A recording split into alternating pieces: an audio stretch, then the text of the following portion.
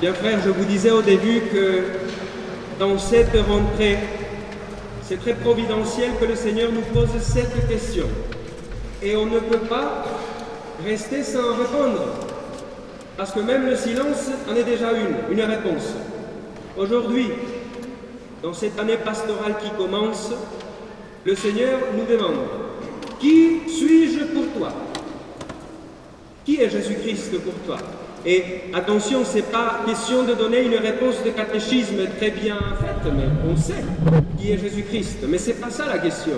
Qui est Jésus-Christ pour toi et pour moi? Peut-être qu'on ne s'est jamais posé la question vraiment. Peut-être qu'on ne sait pas quoi répondre vraiment. Et je pense que les réponses que les disciples donnent nous aident beaucoup à comprendre. Parce que d'abord, le Seigneur dira, au dire des gens, c'est-à-dire pour le monde, pour ceux qui ne sont pas disciples, ceux qui ne suivent pas donc, pour le monde, qu'est-ce que le monde pense de Jésus-Christ?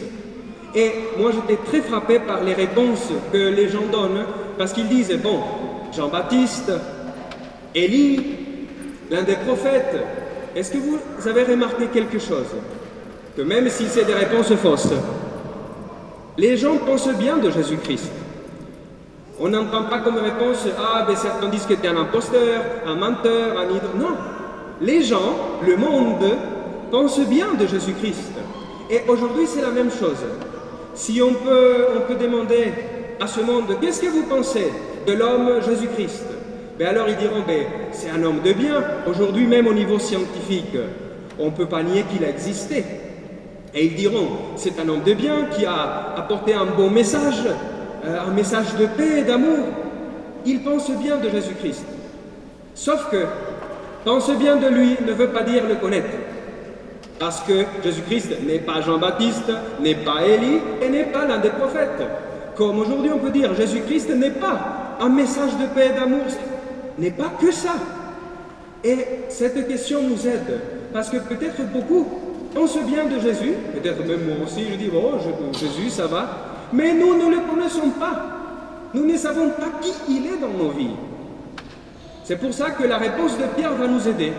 Parce que Pierre, inspiré par l'Esprit Saint, nous le dit un autre parallèle, il répondra, il dira, tu es le Christ, le Fils du Dieu vivant, le Messie a envoyé. Alors on ne peut pas dire que Pierre n'a pas la foi. Il a la foi. Parce qu'il a répondu. Évidemment, rappelons-nous que la foi est un don. Comme ces enfants qui vont être baptisés recevront la foi comme un cadeau. Ça leur est donné. Mais alors, l'Esprit Saint donne ce cadeau à Pierre, il répond avec foi. C'est un peu comme nous. Si nous sommes là, on ne peut pas dire qu'on n'a pas la foi. Sinon, je ne comprendrais pas qu'est-ce qu'on fait ici. N'est-ce pas? Et beaucoup d'entre nous, nous venons à l'église depuis des années. On a la foi. On est d'accord, on a la foi. Alors c'est quoi le problème? Il n'y a pas de problème. C'est une question de cheminement. Parce que Pierre a la foi, mais à ce moment-là de cet évangile, c'est une petite graine. Une foi qui doit grandir, mes frères. Parce que ce qui se passera après nous montrera que Pierre n'a pas encore, et c'est là la différence. Une chose c'est avoir la foi, une chose c'est avoir une foi adulte.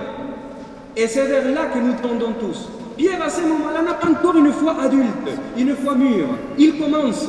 Mais après, quand le Seigneur annonce la croix, annonce la passion, Pierre est scandalisé. Il ne comprend pas. Alors, moi, c'est magnifique cet évangile parce que, alors que Jésus parle ouvertement, Pierre le prend à part et lui dit, mais Jésus, viens, je pense que tu n'as pas compris en fait. Je vais t'expliquer comment il faut faire le Messie. Parce qu'en fait, la croix, ça ne colle pas, hein. La souffrance, c'est... Alors, Pierre le prend à part pour lui expliquer ce qu'il doit faire, pour lui expliquer comment il doit faire son travail de Messie et de Rédempteur. Et combien de fois, nous aussi, devant notre souffrance, l'annonce de notre croix, on va tout gentiment dire à Jésus dans la prière, mais écoute, en fait, viens ici, t'as pas compris. En fait, il ne faut pas que je souffre comme ça, hein. En fait, il ne faut pas que j'ai un problème d'argent, ou que j'ai perdu mon travail, que j'ai une dépression, ou que mon enfant soit malade. Avec moi, tu fais ce que tu veux. Mais mon enfant, en fait, Jésus, viens, je t'explique. Combien de fois nous avons cette attitude? Et quelle attitude de Pierre? Qui a une foi petite. Et le Seigneur lui donnera, passe arrière moi, Satan. C'est-à-dire que Jésus reconnaît dans la voix de Pierre la tentation de vouloir et dire à Dieu ce qu'il doit faire. Parce qu'on peut s'adresser à Dieu de deux manières. Comme s'il était notre secrétaire, donc on lui explique, ou comme s'il est ce qu'il est vraiment, comme s'il est notre Père. Et là, notre relation avec Dieu change. Voilà pourquoi, aujourd'hui, c'est plutôt une question d'avoir une foi adulte, mes frères. Parce que devant la question « Qui est Jésus-Christ pour toi ?», en fait, c'est une question très personnelle. On devrait pouvoir répondre avec notre vie. Avec notre vie. Moi, je vous partage une chose. Hier, j'étais dans ma communauté. Et devant cet évangile, je demandais aux jeunes, « Est-ce que tu connais Jésus-Christ ?» Ils me disent « Oui. » « D'où tu le connais? Raconte. » Je leur disais, EFC, donne des faits concrets. D'où tu connais Jésus-Christ? Silence. Et je voyais un tout petit de la communauté qui s'appelle Santiago, qui doit avoir 5 ou 6 ans. Je dis, Santiago, est-ce que tu connais Jésus-Christ? Il me dit, oui. D'où tu le connais? Comment tu sais qu'il est là? Et il m'a répondu, il m'a dit, parce que quand mon petit frère Philippe s'est noyé à la piscine, Dieu l'a sauvé. Parce que la famille a demandé à Dieu de le sauver. Et Philippe, aujourd'hui, est encore avec nous, alors qu'il était déjà noyé. Alors, je me suis dit, exactement. Cet enfant a fait une réponse concrète, réelle, de qui est Jésus-Christ pour lui. Quelqu'un qui a sauvé son petit frère. Voilà. Je dis, mais c'est ça. Qui est Jésus-Christ pour toi? Est-ce que tu l'as vu dans ta vie? Est-ce que tu sais qu'il est là parce qu'il t'aide? Comment? Quand? Date, heure? On devrait savoir.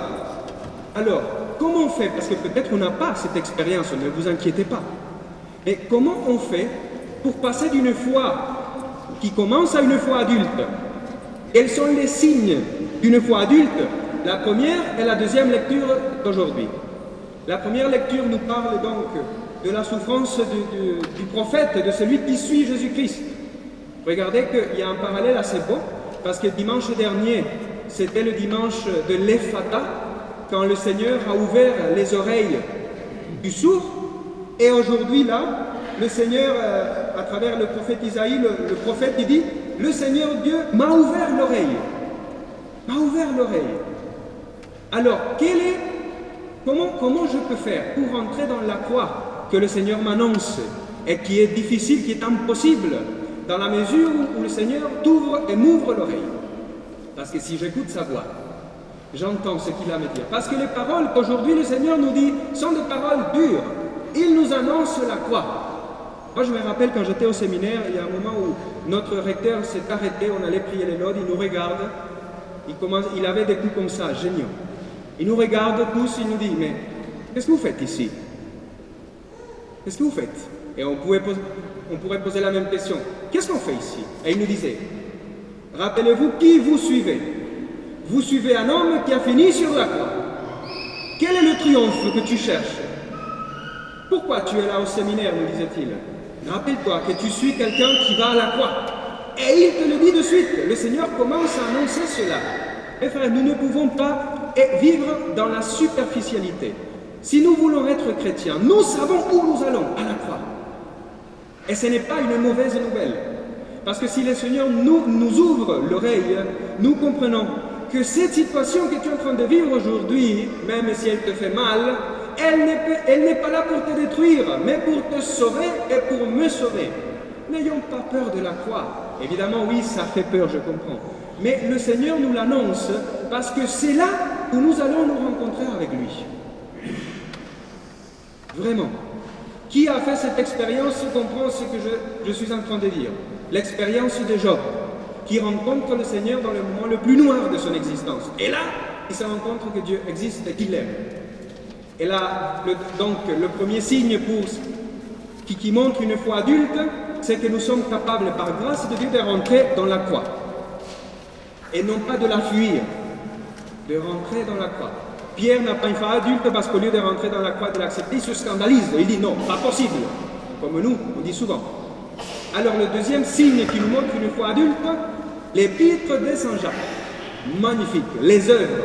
Ça a causé toute une controverse dans l'histoire de l'Église, avec le protestantisme, avec Martin Luther, qui avait une interprétation de cette parole, d'ailleurs qu'il n'aimait pas beaucoup, la lettre de Saint Jacques, et parce que il y avait toute la question, non mais on est sauvé par la foi, du coup les œuvres ça ne rentrait pas. Donc il y a toujours deux extrêmes, et de dire sola fide, il n'y a que la foi qui me sauve donc je ne fais rien, ou le moralisme de dire je dois gagner mon salut, je dois faire. Aucun des deux, mes frères. Rappelons-nous que notre Église catholique est toujours un équilibre. Et comment on comprend cette parole de Saint Jacques? Parce qu'on peut tomber dans les deux extrêmes, et aujourd'hui, en écoutant ce que Saint Jacques dit, on pourrait tomber dans un moralisme. On pourrait mal comprendre la parole en disant « Ah, puisque Saint Jacques dit, si tu n'as pas d'œuvre, en fait tu n'as pas de foi. Montre-moi ta foi par les œuvres. Si tu dis que tu as la foi et tu ne fais rien, bah alors tu n'as pas la foi. » D'accord. On peut sortir de l'église en se disant « J'ai compris, en fait il faut que je commence à m'efforcer plus. En fait il faut que je commence à faire des choses. Faire et faire et faire et faire. » Non, c'est pas ça le problème. Les œuvres dans la vie morale de l'église ont leur place. Mais la question c'est de savoir s'ils viennent avant ou après. Et là on comprend tout. C'est-à-dire que c'est pas qu'il faut que je fasse des choses pour avoir la foi. C'est que si j'ai la foi, les œuvres coulent naturellement. Vous comprenez? Il y a une question d'ordre. Je ne fais pas des choses pour gagner mon ciel, parce que le Seigneur l'a gagné pour nous. C'est un cadeau gratuit qu'il nous faut juste accepter. Et comment on l'accepte avec toute une vie chrétienne. Voilà. Mais, ce que je veux dire, c'est que si j'ai la foi, les œuvres sortiront parce que le Seigneur me donnera de les faire. Comme ça, on est délivré de tout moralisme. Et on comprend que Saint Jacques dit, tu as la foi, hein? Montre-moi les œuvres qui doivent sortir de toi naturellement. L'amour à l'ennemi. Est-ce que tu aimes déjà ton mari comme il est sans vouloir le changer? Ou ta femme, ou le patron, ou l'enfant? Montre-moi tes œuvres. Soyons concrets, dit Saint Jacques. Et devant cette question, on peut tous baisser la tête, n'est-ce pas? Moi le premier. Ne vous inquiétez pas, on est tous dans le même sac. Hein?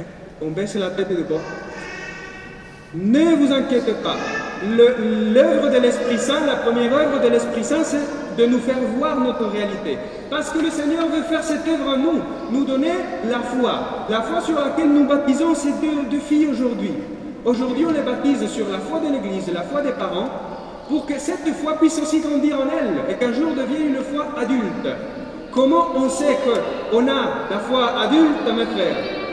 Quand nous pouvons monter sur la croix. Parce que Saint Pierre aussi fait un cheminement de conversion.